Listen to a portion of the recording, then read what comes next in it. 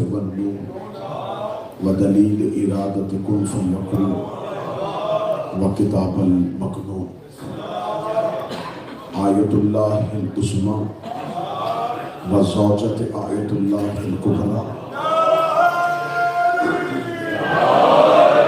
وحافظت النبوہ وناصرت ولایت ام الکتاب ام القرآن ام الانوار ام الائمہ ام المعصومین ام العلوم ام الہدیٰ ام الحسن ام الحسین ام المحسن ام العباس و ام ابیہا السیدہ فاطمہ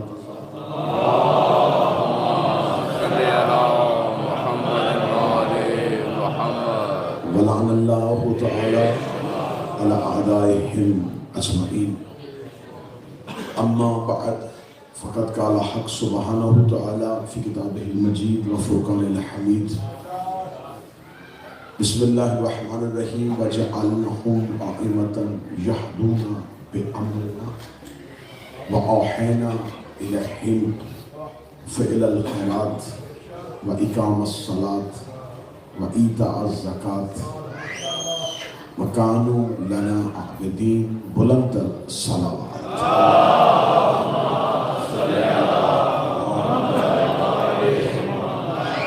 دعائے والکان ذکر بندگان ذکر کا وارثان ذکر کے روبرو پیش ہونا قبول و منظور اس نماز عشق کا ہر قیام رکوع اور سجدہ بارگاہ ربوبیت میں قبول و منظور یہ جتنے مومنین و مومنات اجر رسالت کی ادائیگی کی خاطر آئے ہیں میرا مالک ان کی اس عبادت کو قبول فرمائے ان مجالس کا انتظام و انسلام کرنے والے اور اس میں حاضر شریک مومنین و مومنات کی جتنی شرعی حاجات ہیں وہ اپنی بارگاہ میں مستضاف فرمائے میرے آپ کے اور شہدائے ملت جعفری جتنے مرحومین ہیں میرا مالک بروز قیامت اٹھیں ایک ہاتھ میں قرآن دوسرے میں دامن اہل بیت لوائے الحمد کا سائے نصیب فرمائے جن بیماروں نے مجھے دعاؤں کے لیے کہہ رکھا ہے یا جو اس مجلس میں بیمار تشریف فرما ہے یا گھروں میں کسی بیمار کو چھوڑ کے آئے ہیں اس ذکر کی عزت کا واسطہ اس ذکر کی عظمت کا واسطہ اس ذکر سے اٹھنے سے پہلے انہیں صحت کامل و عاجلہ ہمارے وقت کے امام کے ظہور کا تاجیل فرمائے دعاؤں کی قبولیت کے لیے مل کے ممکنہ حد تک بلند صلوات اللہ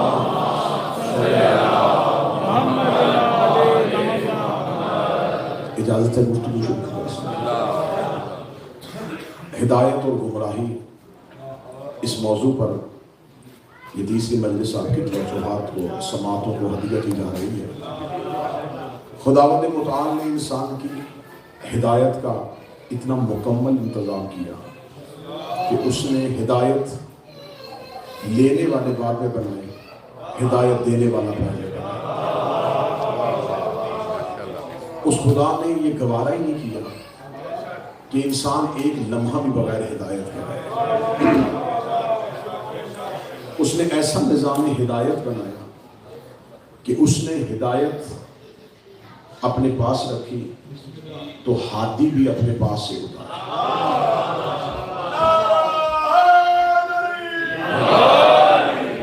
وہ بہتر جانتا ہے کہ انسان کو کس طرح کی ہدایت کی ضرورت ہے کچھ ہدایت ایسی ہے جو اللہ فطرت میں رکھتا ہے کچھ ہدایت ایسی ہے جو اللہ نبی اور امام کے ذریعے سے کرتا ہے مچھلی کا بچہ دنیا میں آتے ہیں جو پانی میں تیرتا ہے وہ کسی سے سیکھ کے نہیں تیرتا پرندہ انڈے سے نکلتا ہے اس کے پر آنے کے بعد اگر وہ اڑتا ہے تو کسی سے نہیں سیکھتا اس کی فطرت میں ہدایت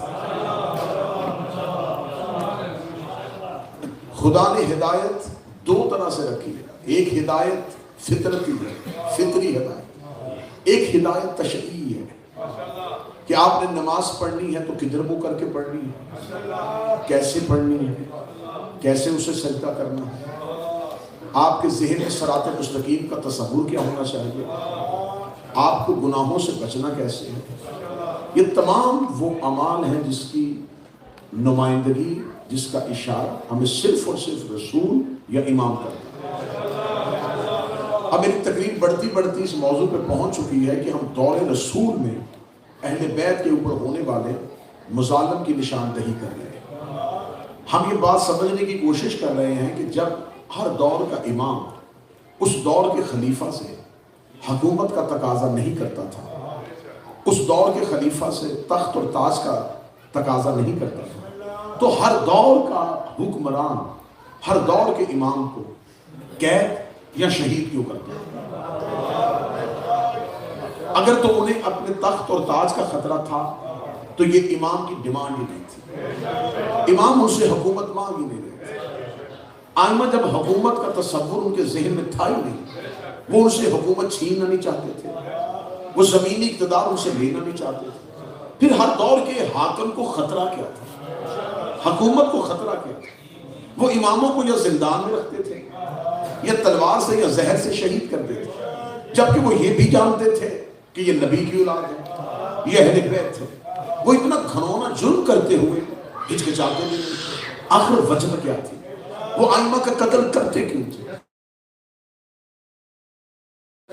آئمہ کو زندان میں بھیجتے کیوں؟ اس بات کی تشریح کرنے کے لیے میں پہلا جملہ کر رہا ہوں، وہ امام زندان میں نہیں بھیجتے تھے، وہ ہدایت کو لوگوں کی نظروں سے اوجھل کرتے تھے۔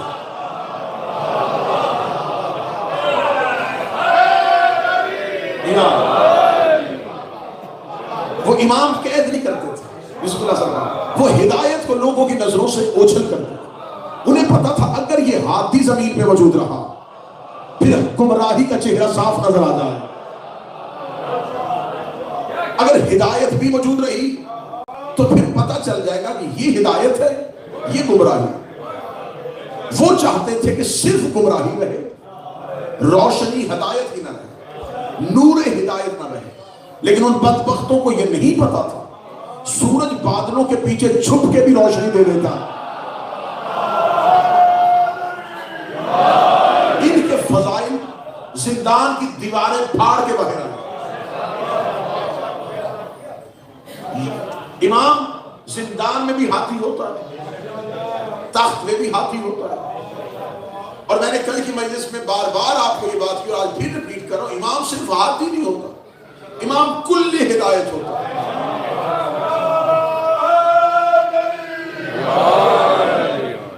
یہ خاموش بھی رہے۔ اب ہمارا سوال کل کی گفتگو میں یہاں کے رک گیا تھا کہ جب رسول قدیم میں باضابطہ امیر المومنین کی امامت کا اعلان کر گیا تھا، تو پھر اس دور کے جید لوگوں کو یہ کیا ہوا کہ انہوں نے علی والی بیعت کو توڑ کے پھر دوبارہ ایک نئی بیعت، جبکہ رسول انہیں کہہ گئے تھے کہ مجھے تمہاری گمراہی کا خطرہ ہے۔ اب یہ ایک ایسا تصور ہے کہ اس کے اوپر یہ اتنا حساس موضوع ہے، اس پہ قتل و غارت ہوتی ہے، اس پہ سر کاٹے جاتے ہیں، صرف اس ایک موضوع میں کہ نہیں صاحب آپ نے ان لوگوں میں بات نہیں کرنا، حضور ہم نہیں کرنا چاہتے لیکن ہماری مجبوری ہے، جو ہمارے امام کے مقابلے پہ آئے گا اس پہ گفتگو ضرور ہو۔ اب یہاں پر پہلا تصور، میں تمام وہ تصورات سامنے رکھتا ہوں جو امت کے ذہن میں، یہ کیسے ہو سکتا ہے کہ اس دور کے لوگ جنہوں نے نبی کے ساتھ زندگی گزاری ہے تو نبی کے ساتھ زندگی گزارنے کے باوجود گمراہ کیسے ہو سکتا ہے؟ میں نے کل آپ سے کہا تھا کہ اگر ان کو نبی کی رشتہ داری کی بنیاد پہ آپ یہ کہیں گے کہ وہ ہدایت پہ تھے کیونکہ وہ نبی کے رشتہ دار تھے، تو یوسف کے بھائی 3 نبیوں کے رشتہ دار تھے۔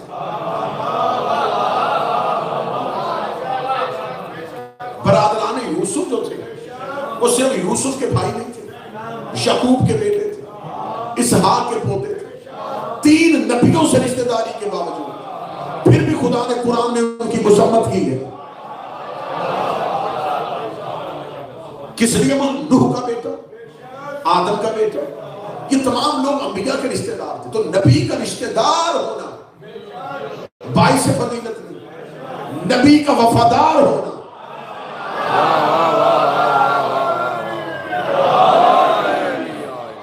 ہم ہر اس صحابی کا احترام کریں گے جس نے صحبت پیغمبر کو پایا، پھر اس نے صحبت پیغمبر کا حق ادا کیا۔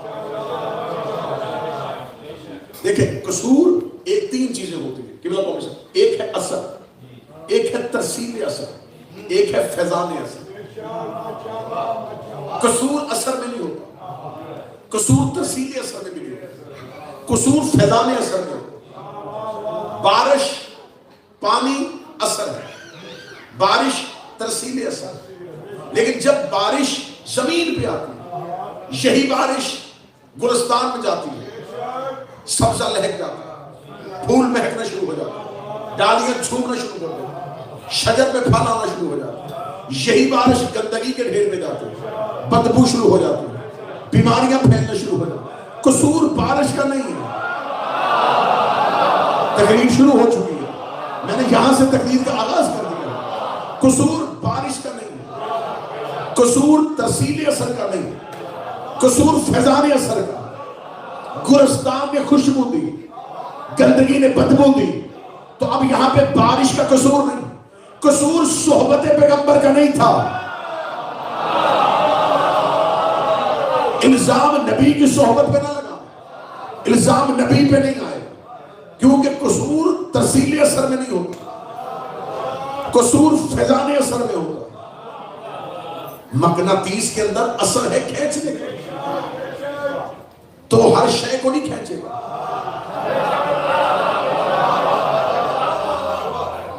اسے کھینچے گا جس میں فولادی عنصر موجود ہو۔ لوہا کیوں کھنچتا ہے کہ اس کے اندر وہ عنصر موجود ہو جو مقناطیس کے پاس ہے۔ مقناطیس کے ساتھ لکڑی کا ٹکڑا رکھو، چلے میں اور آسان کہتا ہوں، لکڑی کا ٹکڑا مقناطیس کے ساتھ دفنا بھی دو،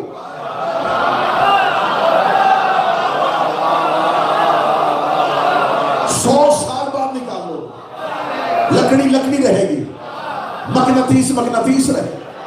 اس کا مطلب ہر وہ چیز کھنچتی ہے جس میں اس کا عنصر موجود ہوتا۔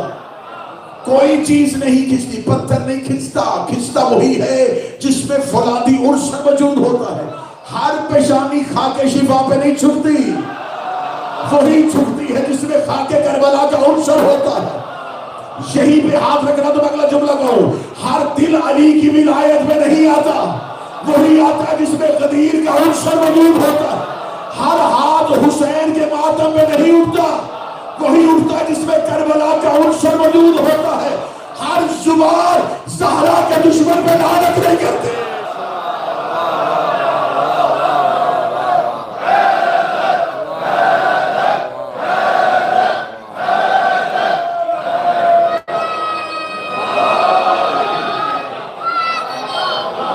ہدایت اثر، رسالت ترسیل اثر،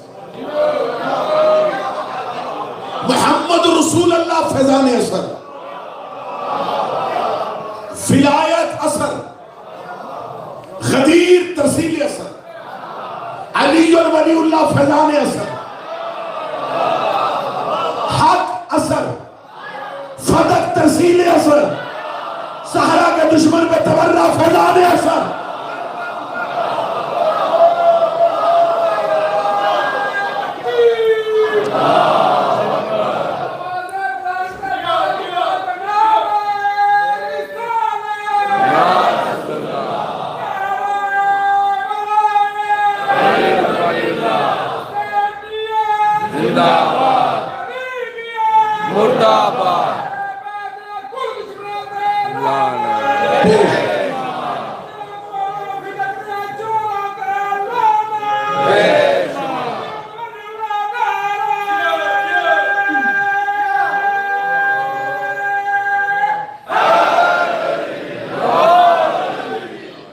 سفر بڑا طویل، ہر وقت بڑا مؤثر ہے۔ میں چاہتا ہوں جتنی جلدی ہو سکے زیادہ سے زیادہ نتائج آپ کے ساتھ تک پہنچے۔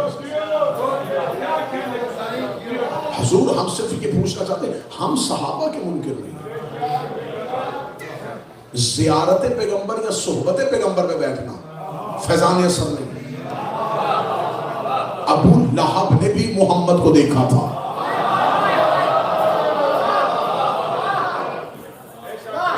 لیکن فیضان ابو طالب کے پاس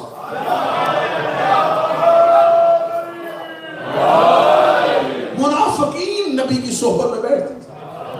کیا ان کا صحبت پیغمبر میں بیٹھنا ان کے جنتی ہونے کی دلیل ہے؟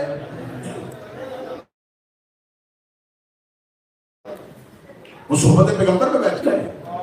دیکھیں کافر کی ایک شکل ہوتی ہے، اس لیے خدا نے قرآن میں ان کے لیے ایک ہی صورت بھیجی، کافرون. مسلمان کی ایک شکل ہوتی ہے، اللہ ایک صورت بھیجا مسلمون. اللہ نے مسلمانوں کے لیے مسلمون نہیں بھیجی، دو صورتیں بھیجی، مومنون.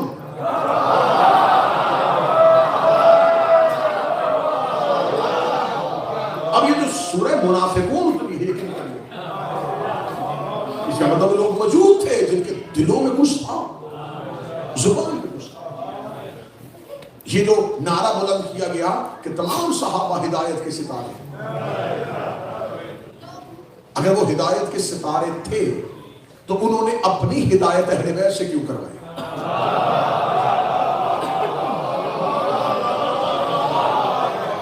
مولانا مرزا صدیق حسن صاحب لکھنؤ والے ہوتے تھے، تو ہندوستان میں لکھنؤ کی اخبار میں ایک آرٹیکل چھپا، اس میں ایک مولانا نے اعتراض لکھا. اس نے کہا دیکھیں یہ حدیث ہے کہ صحابہ ہدایت کے ستارے ہیں، الصحابہ کا نجوم، یہ ان کے ہاں ایک حدیث ہے جس کو وہ کہتے ہیں کہ رسول نے کہا تھا میرے صحاب کی مثل جو ہے وہ ستاروں کی طرح. تو اس نے ایک آرٹیکل چھاپا، اس میں اس نے لکھا کہ رسول کی حدیث ہے کہ میری اہل بیت کی مثال کشتی نوح کی ہے.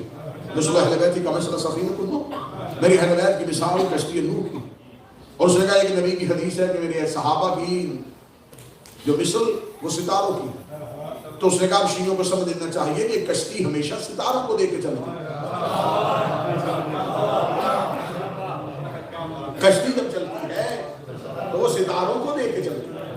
تو اس کا مطلب ہے کہ اگر صحابہ ستارے ہیں اور اہل بیت کشتی ہے تو یہ کشتی سوائے ستاروں کے نہیں چلے گی. اہل بیت صحابہ کے بغیر نہیں چلیں گے. اگلے دن مرزا صدیق حسن نے اس کا جواب اسی اخبار میں آرٹیکل میں چھاپ دیا. انہوں نے کہا مولانا بات پوری نہیں سمجھے تھے، اہل بیت کی مثال سفینہ نوح کی ہے، اور جب نوح کی کشتی نکلی تھی تو آسمان پہ ستارے نہیں تھے.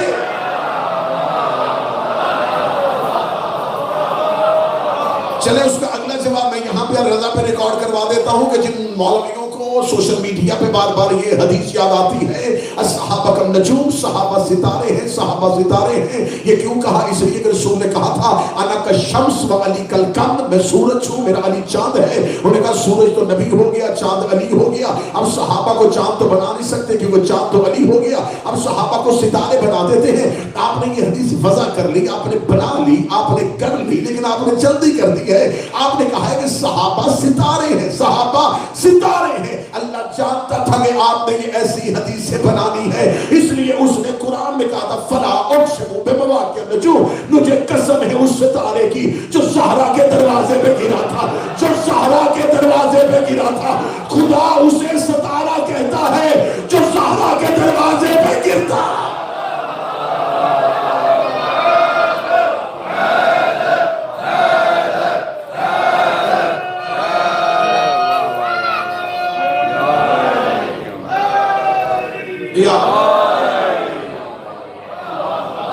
صحابہ ہدایت کے ستارے ہیں. وہ ستارہ تو آپ کہیں زہرا کے دروازے، جو زہرا کے دروازے پہ آئے گا ہمارے لیے وہ ستارہ.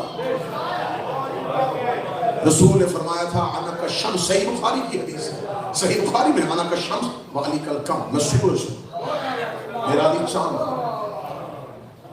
جب تک سورج رہتا ہے سانپ بلوں میں رہتے ہیں، درندے جنگلوں میں رہتے ہیں، کیڑے زمین کے اندر رہتے ہیں. جو ہی چاند طلوع ہوتا ہے چور بھی باہر آ جاتے ہیں، لٹیرے بھی باہر آ جاتے ہیں، سانپ بھی باہر آ جاتے ہیں، کیڑے بھی باہر آ جاتے ہیں. محمد سورج ہے، علی چاند ہے. جب تک دور نبوت رہا سب اندر رہے. ادھر علی کا دور آیا، سانپ بلوں سے باہر آ گیا.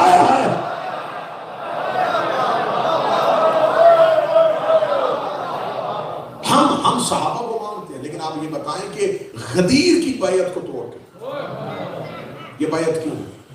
دوسرا سوال میں اس کیمرے کی موجودگی میں ریکارڈ کروانے لگا. آپ کہتے ہیں کہ آپ شیعہ صحابہ کو نہیں مانتے. میں صحابہ کرام کی ایک طویل فہرست آپ کو دینے کے لیے تیار ہوں جن کو آپ بھی نہیں مانتے. مجھے آج تک کبھی کسی جگہ پہ حضرت ابو ذر سیمینار نظر نہیں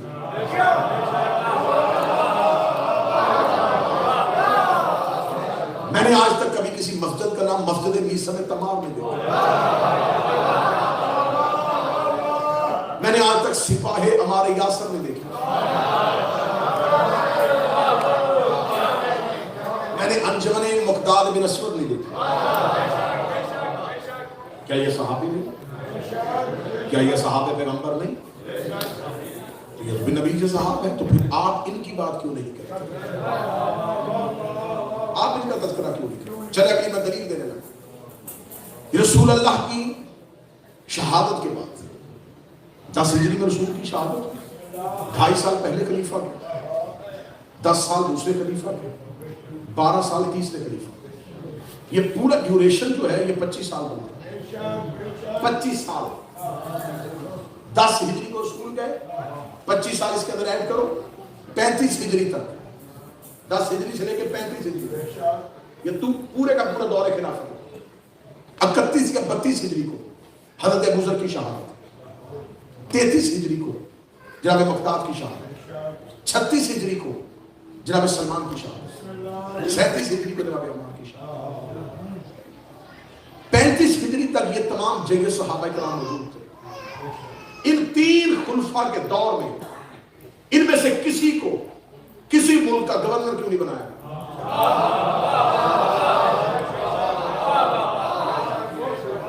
سلطنت اسلامیہ آذربائیجان، مصر، حتیٰ کہ ہندوستان اور ایران تک پہنچی ہے.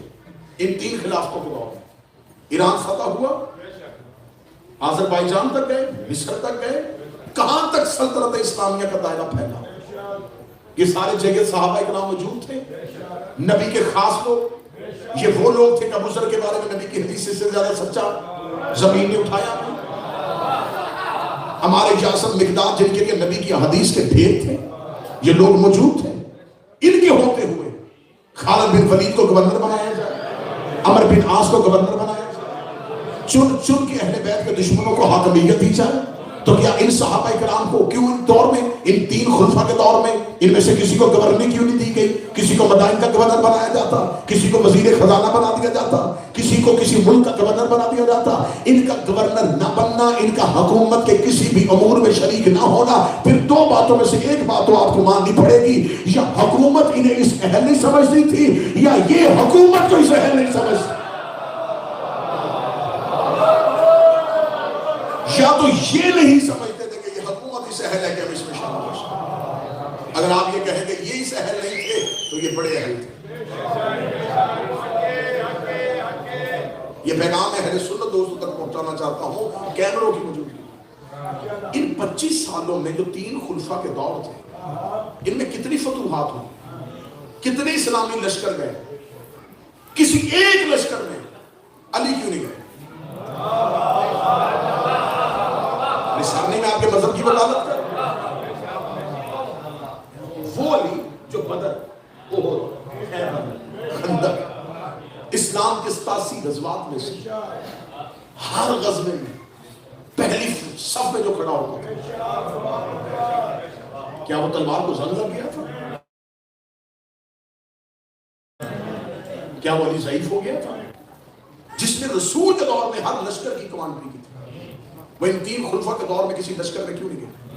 پھر مانو یا یہ لشکر اسلامی نہیں تھے.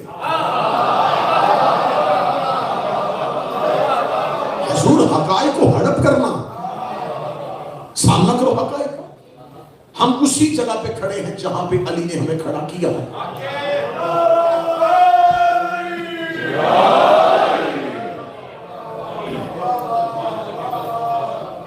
آپ ہمیں بتائیں کہ امیر المومنین کے ہوتے. اب یہ سوال اٹھتا ہے کہ جب جناب زہرا کے دروازے پہ آ کے آپ شیعہ کہتے ہیں اتنا کچھ ہوا تو علی نے تلوار کیوں نہیں نکالی؟ یہ ایک پہلا سوال. علی نے تلوار کیوں نکالی؟ علی نے تلوار کیوں نکالی؟ تو جب جمل میں نکالی تھی پھر ساتھ کیوں نہیں دیا؟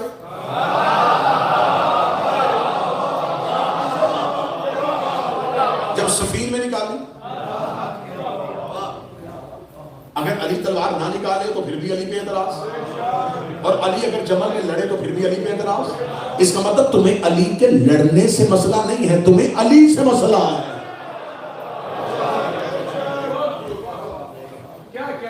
جب تلوار نکال رہے تھے امیر المومنین، کیوں نہیں آپ نے نکالا؟ پھر کیوں نہیں ساتھ دیا؟ پھر جبل میں آپ ساتھ دیتے، صفین میں آپ ساتھ دیتے.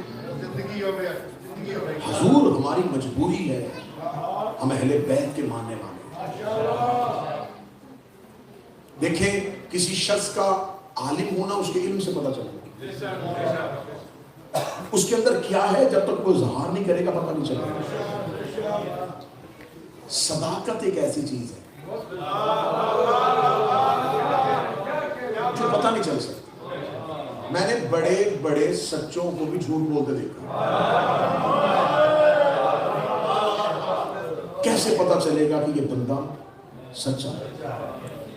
اسلام میں ایک جنگ ہوئی ہے جو صداقت کی بنیاد پہ ہوئی،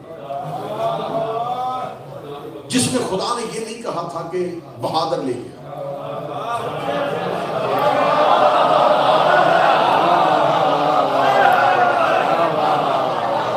سچے لے.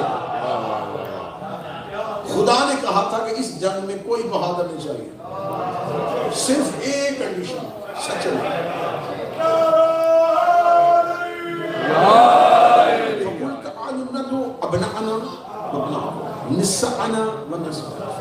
اور خدا نے کہیں سیغہ واحد استعمال نہیں کیا، کثرت کے سیغے استعمال، جتنے بھی لے کے آ سکتا اللہ. شیعہ سنی تمام مورخین نے لکھا کہ مباہلہ صداقت کی بنیاد پہ، اور اس پہ کوئی بھی نیا نام ایڈ نہیں. سب نے یہی کہا کہ امیر المومنین گئے، حسنین کریمین گئے، اور سید عبدالنساء گئی، اور یہ وہاں پہ گئے. اس کا مطلب ہے قرآن نے ان کی صداقت پر مہر لگا. قرآن نے بتا دیا کہ اللہ اور رسول کی نظر میں علی بھی سچا ہے، زہرا بھی سچی ہے، حسنین بھی سچی ہے. یہاں تک شیعہ سنی جھگڑا نہیں ہوا، مباہلہ تک شیعہ سنی جھگڑا نہیں ہوا. میں کھل کے بات کرنے کا عادی ہوں، منافقت اور مصلحت مجھ سے ہوتی نہیں. میں منبر پہ کھول کے بیان کر رہا ہوں. جھگڑا تب ہوا جب اللہ کے صدیق کے مقابلے پہ امت کی صدیقہ آ گئی. نہیں آپ نے صاف نہیں کیا. اللہ کے صدیق کے مقابلے پہ امت کی صدیقہ آئی، اور اللہ کی صدیقہ کے مقابلے میں امت کا صدیق آ گیا.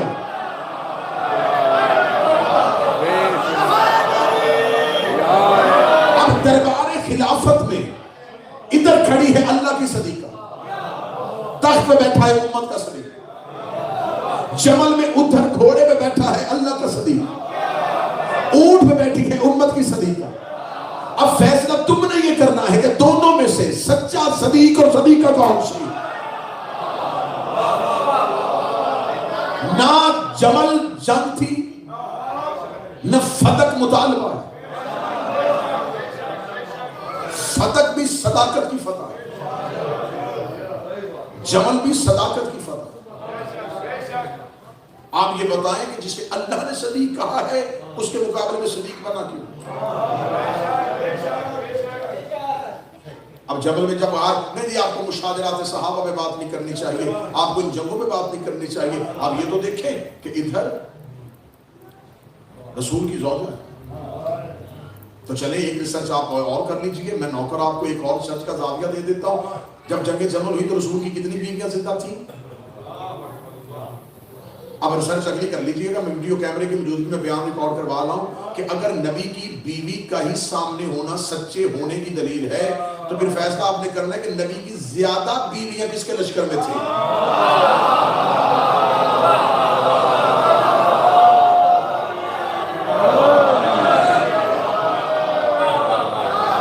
زیادہ بیویاں کس کے لشکر میں تھیں؟ ادھر دو ہیں ادھر چھ ہیں. اگر زوجہ پیغمبر کا سامنے ہونا ہی حق پہ ہونے کی دلیل ہے تو نبی کی ازواج میں سے 6 ازواج علی کے کیمپ میں.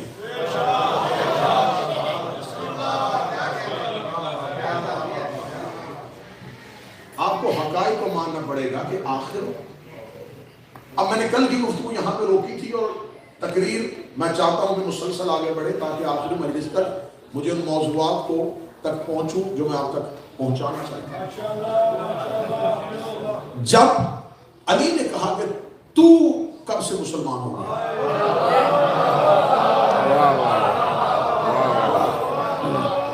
تو کب سے مسلمان ہو، اب یہ وہاں سے چلا، یہاں سے واپس گھر نہیں گیا. جب اس نے دیکھا کہ یہ نشانہ تو خطا گیا، اب وہاں سے سیدھا گیا دربار خلافت. دربار خلافت میں عبداللہ ابن عثمان ابن عامر جن کا مشہور کنیت ابو بکر، اس کو جا کے کہنے لگا تم نے میرا انتظار کیوں نہیں کیا؟ یہ کیسے ہو سکتا ہے کہ تم لوگ نبی کے بعد نبی کی خلافت کا اعلان کر دو، جبکہ تم جانتے ہو کہ میرا خاندان زیادہ اثر و سلوک والا ہے. یہ بلازری پڑھ رہا ہوں، یہ میں ابن اساکر پڑھ رہا ہوں، میں ابن حسام پڑھ رہا ہوں، میں زہبی پڑھ رہا ہوں، میں اہل سنت کے جید مورخین پڑھ رہا ہوں. کس نے تمہیں کہا ہے کہ تم حکومت بناؤ؟ فوراً تخت سے آواز آئی کہ ہم تمہیں اس حکومت میں شریک بناتے ہیں. تمہیں کس نے کہا ہے کہ تم حکومت سے بناؤ؟ ہم تمہیں اس حکومت میں شریک کرتے ہیں. اور فوراً پہلا فیصلہ ہوا یہ لوگ بیت المال کی چابی. پہلے دن بیت المال جو مسلمان غربا بیواؤں یتیموں مساکین کا مال جہاں پہ تھا اس کی چابی ابو سفیان کے حوالے کر دی. یہ بیت المال اب تمہارے قبضے میں، تم جب چاہو جہاں چاہو جیسے چاہو اسے استعمال کرو. اس کے بعد میں فضائل بھی پڑھ رہا. پھر تاریخ اسلام کا ایک دوسرا واقعہ ہوا کہ جب یہ انہی دنوں کی میں بات کر رہا ہوں، یہ سب کچھ جو ہو رہا ہے یہ 28 صفر شہادت، 26 صفر رسول کی بیماری کے ایام، 28 صفر شہادت اور یہ جو آج کا دن ہے، ان ایام کی میں بات کر رہا ہوں. انہی ایام کے اندر پھر دوسرا واقعہ رونما ہو کہ بنت پیغمبر میں فضائل پڑھ رہا ہوں. بنت پیغمبر گئی ہیں، انہوں نے دربار میں جا کے اپنے حق کا مطالبہ کیا. بی بی نے اپنے حق کا مطالبہ کیا اور بی بی کا مطالبہ نہ تسلیم کیا گیا. اب یہ بھی صحیح بخاری نے لکھا ہے کہ بی بی گھر آ گئی اور آخری ایام تک پہلے 2 خلفاء سے ناراض گئی اور بی بی نے کلام نہ کیا. پھر ایک روایت یہ ملتی ہے جو بخاری میں آئی، انہوں نے کہا کہ وہ مولا علی کو سفارش بنا کے لے کے گئے تھے اور سلام کیا، لیکن سیدہ نے جواب. یہ بخاری میں آ چکا ہے، یہ آ چکا ہے بخاری میں کہ سیدہ نے سلام کا جواب. اب میں زاویہ استعمال کروں. میں اہل سنت بھائیوں سے پوچھتا ہوں کہ آپ اپنی امت سے جا کے پوچھیں کہ آپ جناب سیدہ کو معصومہ مانتے ہیں کہ نہیں مانتے؟ اہل سنت کے ہاں سیدہ معصومہ ہے، کیونکہ آیا تطہیر اور آیا مباہلہ، یہ نص ہے جناب سیدہ کی عصمت.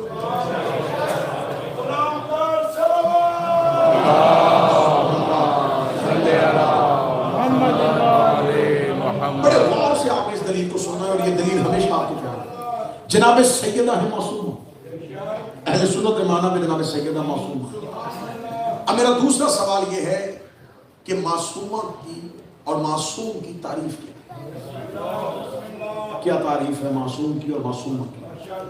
اس کی جو آسان تعریف، جو رائج المرء تعریف ہے وہ یہ ہے کہ جس سے کوئی خطا سرزد ہو، اسے معصوم کرو.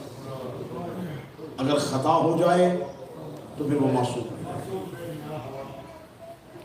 اس کی اگلی راغب اصفہانی نے لکھا کہ معصوم کی، اس نے آگے بریکٹ میں لکھا کہ معصوم اسے کہتے ہیں جس سے زندگی میں کوئی بھی واجب خطا نہ ہوا ہو، رہا نہ ہو اور کوئی بھی خطا سرزد نہ ہوئی. اگر وہ واجب کو ترک کر دے تو پھر بھی معصوم نہیں، اگر اس سے خطا ہو جائے تو پھر بھی معصوم نہیں. آگے کلیہ دے رہا ہوں، فارمولہ لگا رہا ہوں. پہلا سوال آپ نے یہ کرنا ہے کہ سیدہ معصومہ ہے، نص قرآن کے ساتھ معصومہ. پھر آپ نے دوسرا سوال یہ کرنا ہے کہ سیدہ معصومہ ہے تو معصوم کی تعریف جس سے غلطی نہ ہو، خطا نہ ہو، جس سے واجب رہ جائے پھر بھی معصوم نہیں، خطا ہو جائے پھر بھی معصوم. شریعت مصطفیٰ میں سلام کہنا سنت ہے، جواب دینا واجب.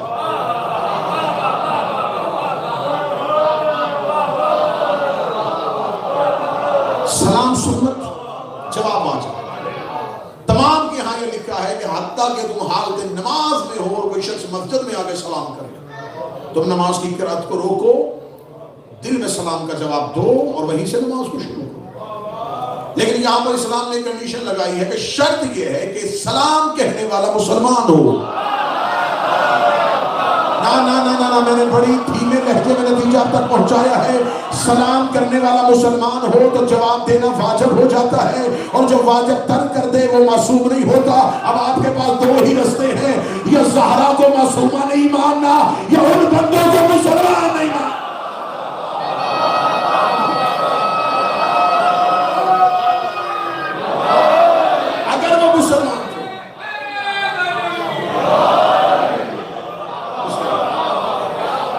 اگر وہ مسلمان تھے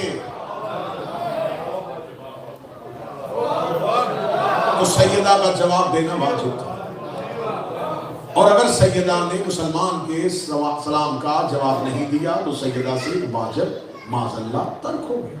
اگر واجب ترک ہو گیا تو پھر معصومہ ہے. اب اگر اس کی عصمت کو نفی کرو گے پھر یہ صرف نہیں، اس کی عصمت پہ اعتراض کرنا آیت تطہیر پر اعتراض کرنا، اور آیت تطہیر پہ قرآن کی ایک آیت مشکوک ہو جائے پورا قرآن مشکوک ہو جائے. قرآن مشکوک ہو گیا تو توحید مشکوک ہو جائے.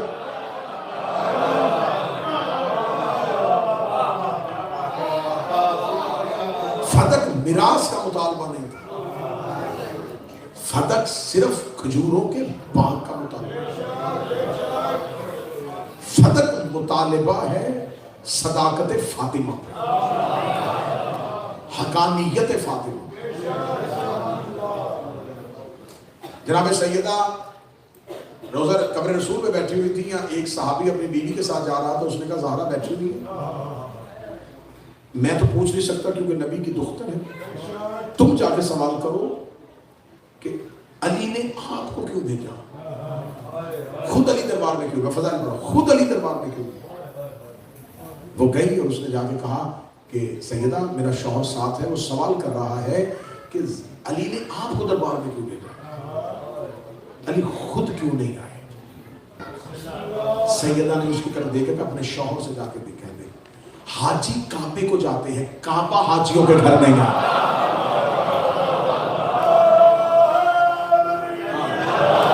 اور رسول نے فرمایا تھا کہ علی کی مثال اس امت میں کعبہ. امت کو چاہیے تھا علی کے گھر جاتے، یہ نہیں کہ علی امت کی طرف بیعت لینے کے لیے. علی نے تو اپنے گھر کا دروازہ بند کر دیا. امیر المومنین کو تخت اور تاج اور حکومت کی ضرورت نہیں تھی. مجھے تھوڑی تفصیل مصاحب میں پڑھنے سے فضائل کو نہیں ہوگی. کل میں پڑھوں گا شام کے حالات، کہ شام کو کس حکومت کے دور میں کیسے بنایا گیا، پھر اس میں اہل بیت کی دشمنی کیسے پھیلی، پھر اس شام کے اندر، کیونکہ شام جو تھا اس کو بفر زون بنا دیا گیا تھا رومن امپائرز کے لیے. رومنز اسلام کے لیے سازشیں کر رہے تھے. شام والوں نے رومنز کے ساتھ حاکم شام معاویہ بن ابی سفیان نے ایگریمنٹ سائن کر دیا تھا، ایگریمنٹ کر دیا تھا کہ اگر اسلام کی کیپٹل سے شام پہ حملہ ہوتا ہے تو رومنز جو ہیں وہ میرا ساتھ دیں گے، اور وہ اس دور کے سپر پاور تھے. اور امیر المومنین نے اپنا کیپٹل تبدیل کیا، علی مدینہ سے کوفہ. علی کا کیپٹل تبدیل کرنے کی وجوہات کیا تھی؟ علی کوفہ کیوں آئے؟ رومنز کا شام والوں کے ساتھ کیا ایگریمنٹ ہوا تھا؟ مولا امیر المومنین نے سفین کو درمیان میں کیوں روک دیا؟ اور حسن نے اس رکی ہوئی جنگ کو کاغذ پہ کیسے لکھوایا؟ جب تک آپ اس تمام تحریک کو نہیں سمجھیں گے، خدا کی قسم آپ کربلا کو نہیں سمجھ سکتے. کربلا حادثہ نہیں ہے، کربلا تسلسل ہے. کربلا تسلسل ہے. آج جو بکواس کرتے ہیں نا کہ امام حسن نے صلح کی تھی، حسین جنگ کرتے تھے اور حسن صلح پسند تھے، تو جب امام حسن نے معاہدہ کیا تو کیا حسین اس معاہدے میں شریک نہیں تھے؟ اس کا مطلب ہے کہ حسین کا بھی وہی تھا جو حسن کا منصوبہ تھا۔ اور اگر آپ کہیں کہ حسن لڑنا نہیں چاہتے تھے تو پھر جو جناب قاسم نے کربلا میں تعویذ کھول کے دکھایا تھا وہ مولا حسن کی لکھی ہوئی تحریر تھی جس میں لکھا ہوا تھا حسین کاش نہ کربلا میں ہوتا، میں اپنی جان تجھ پہ قربان کرتا، میری جگہ میں اپنا بیٹا قاسم بھیجتا۔ پھر صرف ایک بیٹے نے، مولا حسن کے 4 بیٹے کربلا میں موجود تھے، اور جس سے نسل چلی حسن مصنع یہ کربلا میں زخمی تھے۔ شام غریبہ کے بعد لاشوں کے اندر سے حسن مصنع کو زندہ رکھنا اللہ کا نسل حسن کو قائم رکھنے کی دلیل ہے۔ آپ کو کتابیں بتاتی ہیں، آپ کو یہ بتایا جاتا صرف جناب قاسم نہیں، کربلا میں ایک عبداللہ نامی امام حسن کا بیٹا کربلا میں اس وقت شہید ہوا ہے جب حسین کی پشت پہ قاتل سوار تھا۔ یہ بچہ دوڑ کے خیمے سے آیا، اس نے قاتل مارا ہے، دیکھے حسین کے سینے سے اتارا۔ اس بدبخت نے جس خنجر سے حسین کو ذبح کر رہا تھا اسی خنجر سے حسن کے بیٹے کو ذبح۔ آج قیامت کی رات ہے، آج زہرا کے دروازے کو آگ لگی تھی۔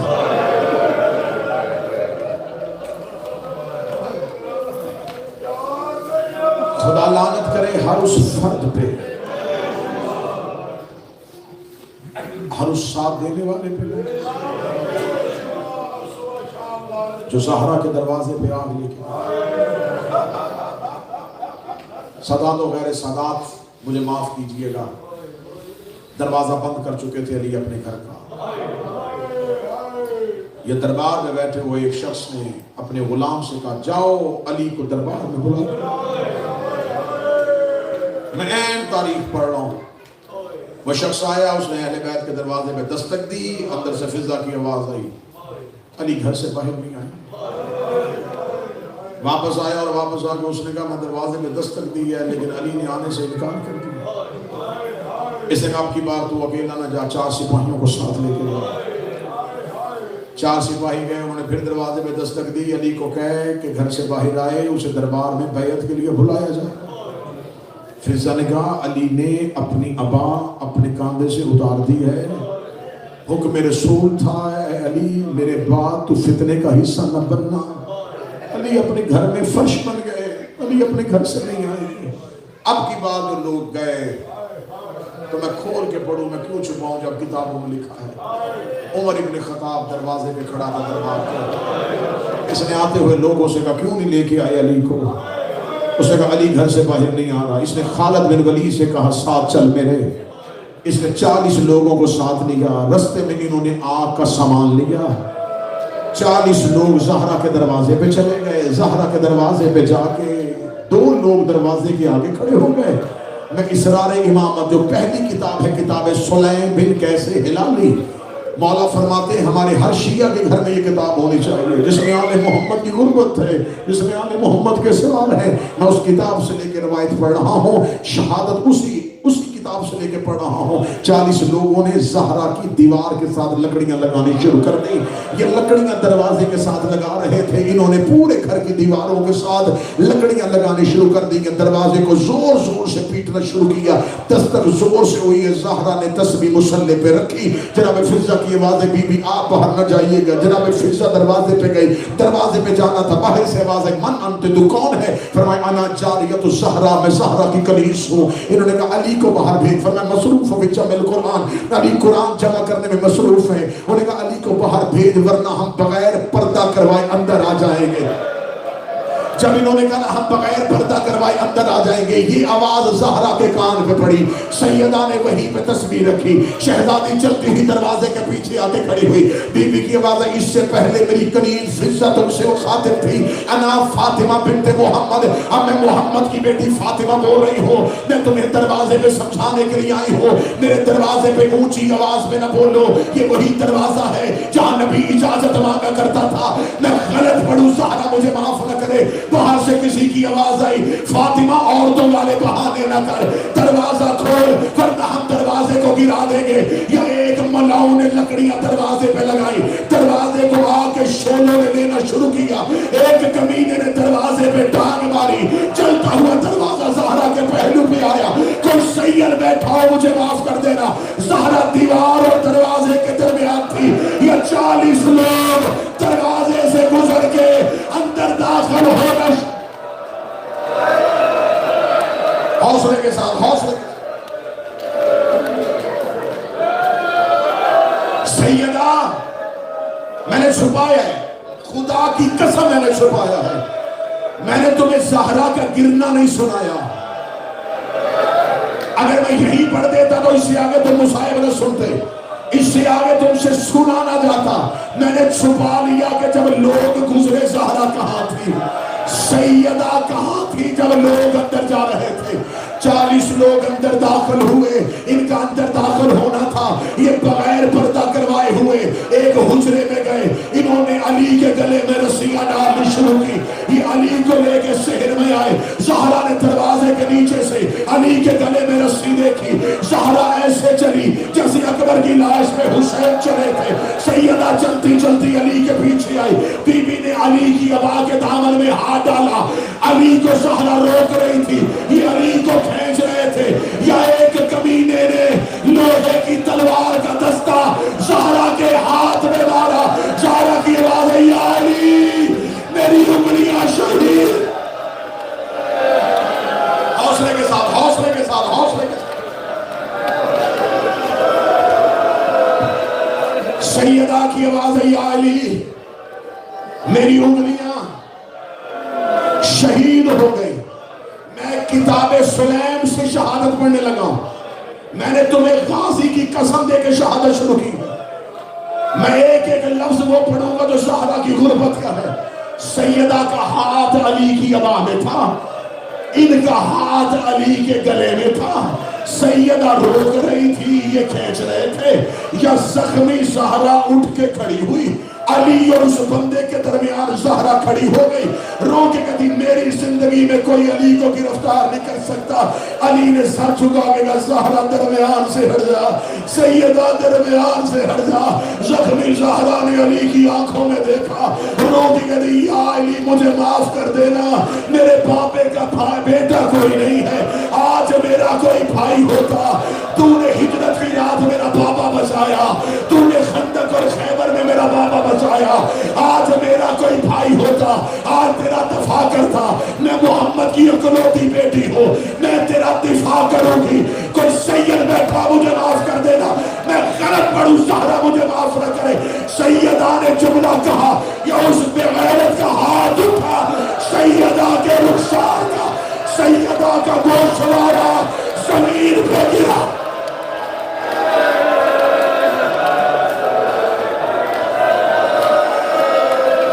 جو آج زہرا کی شہادت سمجھنا، آج شہادت زہرا گوشوارہ زمین پہ گر گیا، سیدہ زخمی ہو گئی، زینب پردے کے پیچھے ماں کو دیکھ رہی تھی، بیٹیاں دیکھ رہی تھی، یا کربلا کے غریب نے اپنا ہاتھ زینب کی آنکھوں پہ رکھا، رو کی آواز آئی تو نہ دیکھ، تو نے ابھی شام کے بازار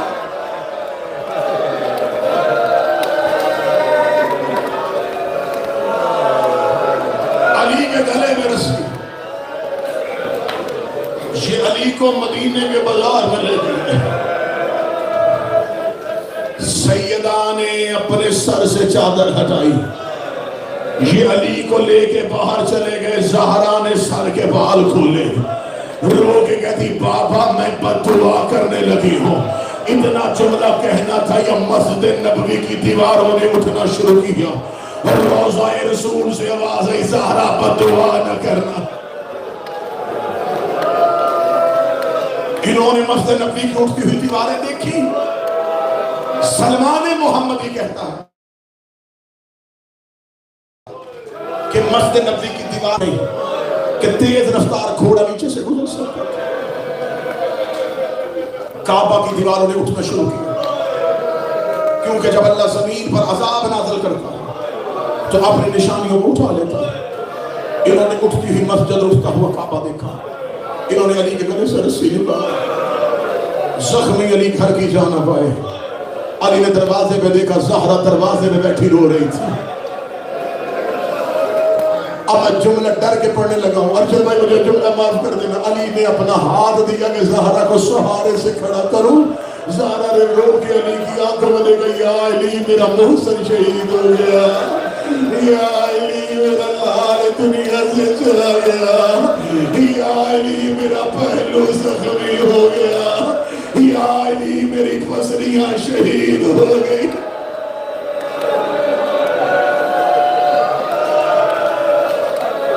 بس صدا دو میرے صدا. ہم آپ کے ڈر سے پڑھتے ہیں, قسم سے آپ کے ڈر سے پڑھتے ہیں کہ صرف دروازہ چلا. کبھی موقع ملے تو دعائے سنی قریش پڑھنا. صرف دروازہ نہیں چلا. ان ملونوں نے زہرا کے گھر کی دیواریں گرا دی. یہ بیلچے لے کے چھت پہ چلے گئے. انہوں نے محمد کی بیٹی کی چھت کو توڑ ڈالا.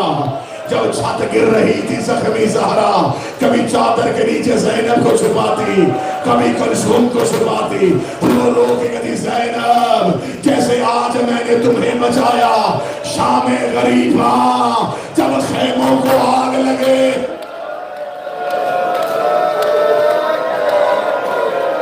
زخمی ہو گئی محمد کی بیٹی.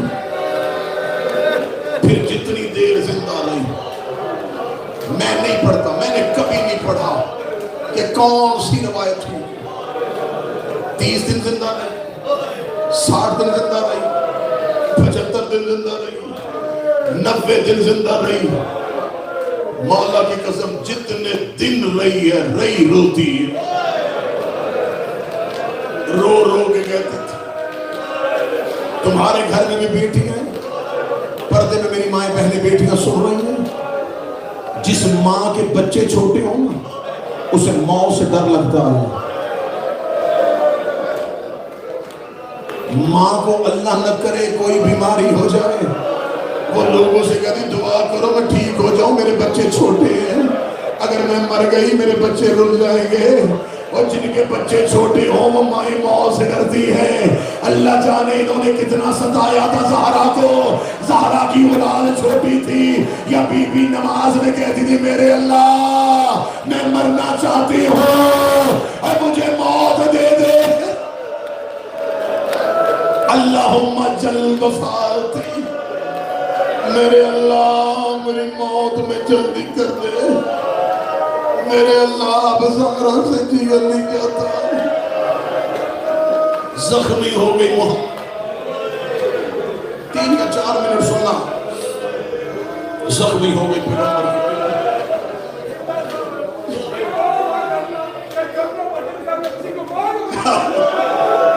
عزادار میرا بھائی کہنا دعا کریں بچے چھوٹے ہوں تو کوئی اس کی ماں کو نہ مارے. بس یہی فرق ہے کربلا میں اور مدینے میں. کربلا میں ماں کے سامنے بیٹوں کو مارا گیا تھا, مدینوں میں بیٹوں کے سامنے ماں کو مارا گیا.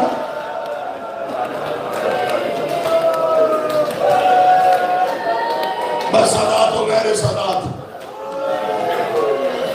میں ایک پین پڑھنے لگا. یہ جس کا خمسہ ہے نا اسی میرے مولا امام حسن نے قبر رسول پہ جا کے, قبر محمد پہ جا کے میرے مولا حسن نے رو کے کہا نانا نانا نانا میں گھر میں نہیں روتا, نانا میں مسجد میں جاتا ہوں تو بابا روتا.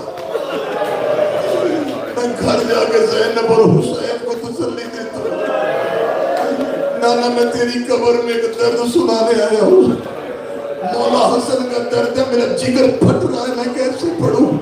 مولا حسن نے قبر محمد پہ جا کے کہا نانا اب تیری بیٹی نماز میں قنوت نہیں پڑھتی، زہرا کے ہاتھ قنوت کے لیے نہیں اٹھتے، نانا میری ماں کے بازو ٹوٹ گئے،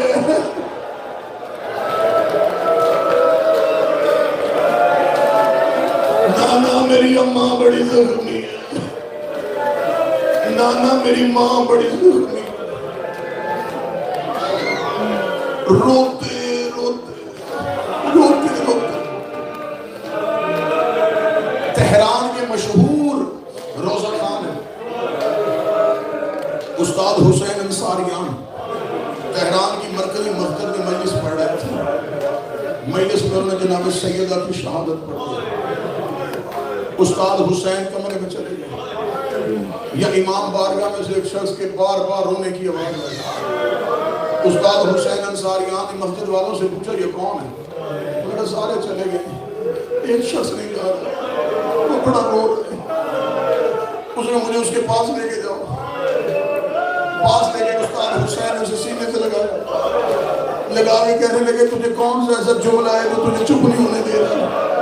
اس نے کہا استاد میں نے پہلی بار آج تم سے سنا ہے کہ زہرا کی پسلیاں ٹوٹی ہوئی تھی، اس نے کہا زہرا کی پسلیاں ٹوٹی ہوئی تھی، اس نے کہا میں ہڈیوں کا ڈاکٹر ہوں، کسی کی ایک ہڈی ٹوٹ جائے اسے نیند نہیں آتی، اتنی راتیں زہرا کتنی تکلیف میں رہی ہوگی، کتنی تکلیف میں رہی ہوگی محمد کی بیٹی، بس آخری رات آ گئی سیدہ کی، سیدہ کی آخری رات آئی، زخمی زہرا مصلی پہ تھی، علی تشریف لائے، سیدہ کہتے یا علی تھوڑی دیر میرے پاس یا علی میں زہرا کی چند وسیلت، علی کی بات ایک بول محمد کی بیٹی، لیکن اگر یا علی میری پہلی وسیلت، یا علی میرے جنازے کا اعلان نہ کروا، یا علی میری دوسری وصیت ہے میرا جنازہ آدھی رات کو، یا علی میری تیسری وصیت ہے مجھے بند تابوت میں میری لاش اٹھانا،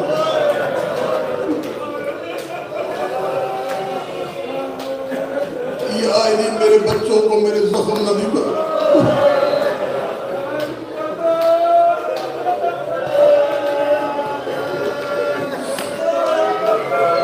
یا علی میری قبر کا نشان مٹا دینا، یا علی ہو سکے میری قبر پہ آیا کرنا، یا علی کبھی کبھی رات کی طریقی میں میری بیٹی کا میری قبر پہ لانا، یا علی میرے بعد میرے حسین کا خیال رکھنا، یا علی میرے حسین کو رات کو پیاس لگتی ہے اسے پانی پلانا، یا علی میرے بعد کلابیہ خاندان میں شادی کرنا، یا علی اس سے ایک بیٹا ہوگا اس کا نام عباس رکھنا، یا علی جب عباس دنیا میں آئے اسے کہنا اماں زہرا تجھے سلام کہتی تھی، بی بی وصیتیں لکھواتی رہی علی روتے رہے، وصیتیں لکھواتی رہی علی روتے رہے، وصیتیں لکھواتے زہرا کی آواز آئی علی ایک معافی مانگتی، یا علی ولایت بچانے میں جتنی کوشش کر سکتی تھی کی ہے، یا علی جو مجھ سے ہوا میں نے تیری ولایت بچانے کے لیے کیا ہے، علی رو کے کہتے ہیں زہرا تیرے بڑے احسان ہیں، زہرا تیرے بڑے احسان ہیں، زہرا تو زخمی ہو گئی میری ولایت بچانے کی خاطر، اتنا جملہ کہنا تھا، بی بی نے اپنی چادر کا پلو ہٹایا، چھوٹی سی بیٹی زینب کو کھڑا کیا، رو کے کہتی جو بچ گئی ہے یہ میری زینب بچائے گی، یا علی یہ شام کے بازاروں میں خطبے پڑے گی، علی مسجد میں چلے گئے، حسن حسین قبر محمد پہ چلے گئے، زینب و کلثوم دروازے پہ بیٹھ گئی، میں 1 سال کم میں تھا، آیت اللہ وحید خراسانی اور کم میں 3 جمادی ثانی کا جلوس برآمد ہونا تھا. محمد یعنی انہوں نے پڑھنی تھی زہرا کی شہادت. میں خود مجلس میں بیٹھا تھا، میں نے کہا اتنے بڑے عالم دین کی زبان میں جناب زہرا کی شہادت سنوں گا. وحید خراسانی نے امامہ اتارا، انہوں نے ایک جملہ کہا، اس کے بعد لوگوں نے سنا نہ ان سے پڑھا گیا. انہوں نے کہا کہ زہرا کی میں کیا شہادت پڑھوں جس کی موت کی خبر سن کے علی منہ کے بل زمین پہ گر گئے. جو ہی مسجد میں آ کے بتایا کہ زہرا شہید ہو گئی، علی منہ کے بل ریت میں گر گئے. رو کے کہتی ہو میری محسنہ چلی گئی اور میری ولایت کی محافظہ چلی گئی. میں نے فضائل توڑا پڑا تھا کہ ہم مل کے رو سکیں آج کی رات. علی گھر آئے، بیٹیوں کے بین، بچوں کے رونے کی آوازیں. علی نے گھر میں چادر لگائی. علامہ مدرسی کہتا ہے 3 درد زہرا کے ایسے ہیں جو کسی کے حصے میں نہیں آئے. یہ کائنات کی پہلی مظلومہ ہے جسے 7 چادروں کا کفن ملا ہے. جو نہیں رو سکا میں پھر جملہ پڑھتا ہوں، یہ کائنات کی پہلی مظلومہ جسے 7 چادروں کا کفن ملا ہے. علی نے پہلی چادر دی، فضا کی آواز آئی یا علی چادر لہو سے بھر گئی ہے. علی نے دوسری چادر دی، فضا کی آواز آئی یا علی زخم بڑا گہرا ہے. علی نے تیسری چادر دی، فضا کی آواز آئی یا علی خون نہیں رک رہا. 7ویں چادر فضا کے ہاتھ میں تھی، یا زہرا کی میت کانپی. آواز آئی یا علی چادر نہ بدل، مجھے بابے کو زخم دکھا دے.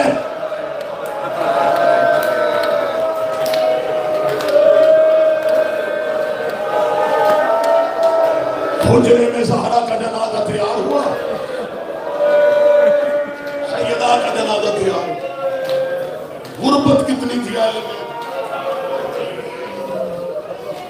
مولا فرماتے زہرا کی شہادت کے حسنین اپنی آستین دانتوں میں لے کے روتے رہے. زہرا کے بچے اونچا نہیں رو رہے تھے کہیں مدینے والے جاگ نہ جائیں. ماں کے جنازے میں بچے اپنی آستین منہ میں لے کے روتے رہے.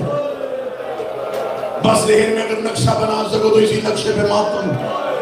جلا ہوا دروازہ، ٹوٹی ہوئی دیواریں، ایک خاموش حجرہ، اس حجرے میں ایک زخمی میت، اس میں دائیں 2 بچے، بائیں 2 بچیاں، دروازے میں قبضہ تلوار کی پیشانی رکھے ہوئے علی. امیر المومنین ایک دفعہ بازار میں دیکھتے ہیں، آسمان کی طرف دیکھتے ہیں، روکے نے چل حسن ماں کا جنازہ اٹھا. حسن ماں کا جنازہ اٹھاتے، علی ابھی حجرے سے باہر آ کے حسن جنازہ واپس لے جا. جنازہ دوبارہ حجرے میں چلا جاتا. علی پھر دروازے سے اندر آتے، روکنے چل حسین ماں کا جنازہ اٹھا. علی اگلے پائے اٹھاتے، پچھلے پائے دونوں بچے اٹھاتے.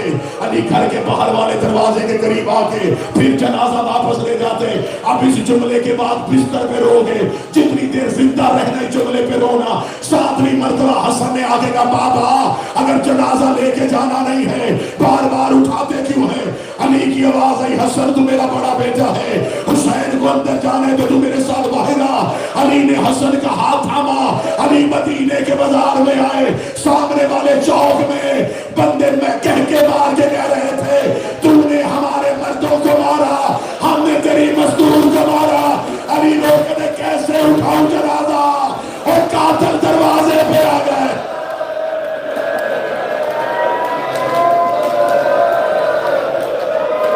رات ڈھلتی رہی، زینب روتی رہی. رات ڈھلتی رہی، حسین رات کے آخری پہر میں علی نے بچوں کے ساتھ زہرا کا جنازہ اٹھایا. جنازہ بھی گھر سے نکلا تھا، یا علی کو جنازے کے نیچے کا سایہ نظر آیا. علی کی آواز آئی حسین کون جنازے کے نیچے چل رہا ہے؟ حسین کی آواز آئی بابا زینب ساتھ آ رہی ہے. علی کی آواز آئی زینب میری زندگی میں گھر سے باہر نہ آنا، مجھے ماں کا جنازہ جنت البقیع لے کے جانے دے. جنت البقیع جا کے، یہ کائنات کی پہلی مظلومہ ہے جس کی علی نے 40 قبریں کھودی ہیں. ساری رات بیل چا کانٹے پہ رکھو. علی جنت البقیع کے مختلف کونوں میں قبریں کھودتے رہے. اگر مجھ سے پوچھو کیوں اتنی قبریں کھودی، علی بطول دفنانے نہیں جا رہے تھے، علی بطول چھپانے جا رہے تھے. اگلا جملہ میرا ڈر ہے کہ سید بیٹھے ہو مجھے معاف کر دینا، سوال کرو مجھ سے کہ علی نے بطول چھپائی کیوں؟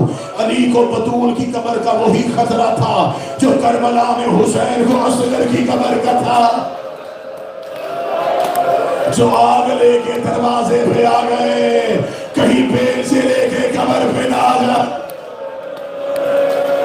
آخری ایک منٹ رہ گیا، آخری ایک منٹ. جو آنکھ خشک ہے اسے ماتم کی دعوت. منت کر کے کہہ رہا ہوں، زہرا کے مصائب خشک آنکھوں سے نہ اٹھنا. کوشش کرنا، میں اسباب مہیا کرتا ہوں، زہرا کے غم میں خشک آنکھ لے کے نہ اٹھنا. علی نے تدفین کر دی، گھر آ گئے امیر المومنین. میں تمہیں نفسیاتی جملہ بتا دوں، اللہ نہ کرے، اللہ نہ کرے، خاتم بدان بچے چھوٹے ہیں، ماں مر جائے، سارا دن بچوں کو رشتہ دار سنبھالتے ہیں، ماں کے جنازے کے قریب نہیں آنے دیتے. کوئی بازار میں لے جاتا ہے، کوئی کسی ہمسائے کے گھر بٹھا دیتا ہے. لیکن ان بچوں پہ پہلی قیامت کی رات تب آتی ہے جب ماں کے بعد پہلی رات آتی ہے. وہ سارا دن مسکرانے والے بچے رات کو رشتہ داروں سے پوچھتے ہماری ماں کہاں ہے. کوئی بچہ کہتا میں نے ماں کے پاس سونا ہے. یہ لمحہ بڑا مشکل ہوتا ہے جب بچے پہلی رات ماں ڈھونڈتے ہیں. علی زہرا کو دفنا کے گھر آ گئے. علی نے نماز شب کے لیے وضو کیا. فضا کی آواز ہے یا علی ابھی مصلی نہ بچھانا. یہ آخری جملہ میں ماتم کی دعوت دے رہا ہوں، یا علی ابھی مصلی نہ بچھانا. علی کی آواز ہے فضا کیا ہوا؟ آواز ہے مولا قیامت آ گئی. فرمایا کیا ہوا؟ فرمایا وہ دروازے پہ تیری زینب سو گئی ہے، وہ خاک میں تیری کلثوم سو گئی ہے، وہ بیٹھا ہوا دیوار پہ تیرا حسن رو رہا ہے. میں پورا گھر ڈھونڈ آئی ہوں، مجھے حسین کہیں نہیں مل رہا، مجھے حسین کہیں نظر نہیں آ رہا. علی نے تلوار دیوار سے اتاری، علی مدینے کی گلیوں میں دوڑے. علی کی آواز آئی حسین، حسین بابا تجھے ڈھونڈ رہا ہے. علی روتے ہوئے جنت البقیع میں پہنچے. حسین ماں کی قبر پہ مر رکھے رو رو کے کہہ رہے تھے اماں تیرے بغیر نیند نہیں آ رہی، اماں ایک بار گھر آ جا، اماں میرا گھر خالی ہو